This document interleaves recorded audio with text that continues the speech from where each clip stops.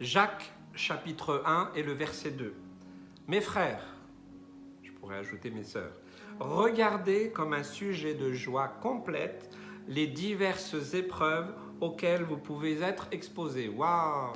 Pasteur, non, moi ce texte il ne me plaît pas. Regardez comme un sujet de joie. Est-ce que c'est un sujet de joie, la pandémie mondiale?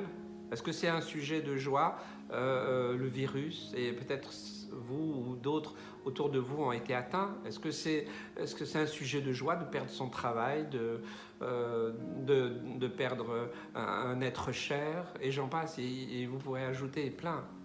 Alors attention, je pense qu'il ne faut pas tordre la parole de Dieu, il ne faut pas lui faire dire ce qu'elle ne dit pas, et la parole de Dieu ne se contredit jamais.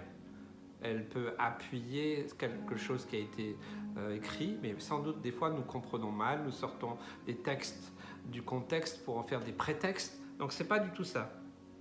Un sujet de joie complète, c'est plus une attitude. Seigneur, je suis dans une épreuve, je suis dans cette situation, je ne comprends rien, je ne sais pas comment faire.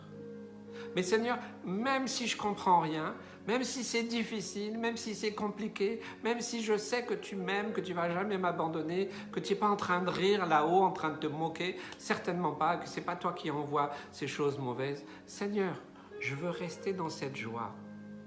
Cette joie, elle ne vient pas de la terre, elle ne vient pas des temps, des circonstances, des événements, elle vient du cœur même de Dieu. Elle vient du ressuscité qui a accompli cette œuvre. Et alors, le Seigneur nous invite à avoir cette attitude de joie profonde, intense, les yeux tournés vers le ciel. Gardons les yeux fixés sur Jésus, sur l'avenir, sur la vie éternelle, sur ce qu'il a prévu pour nous. Toutes ces épreuves, elles auront une fin. Cette pandémie aura une fin. Ce virus, il sera éradiqué d'une manière ou d'une autre. Et même s'il y a encore d'autres épreuves, très certainement, des choses même encore plus dures, je ne veux pas me laisser voler la joie profonde du salut, la joie profonde de mon Sauveur. Mais je sais qu'il va aussi s'occuper de moi. Il va s'occuper de nous pour nous aider à traverser cette épreuve. Et on aura l'occasion de voir d'autres textes où le Seigneur veut nous aider, nous accompagner à vivre, à traverser toutes ces épreuves.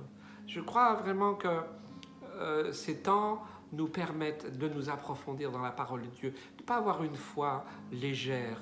Vous savez, beaucoup de chrétiens ne savent pas en quoi ils croient. Ils ne savent pas quelle est leur place en Christ. Et je crois que c'est l'occasion pour chacun de nous de ne pas tordre. Dieu ne veut pas nous envoyer des épreuves.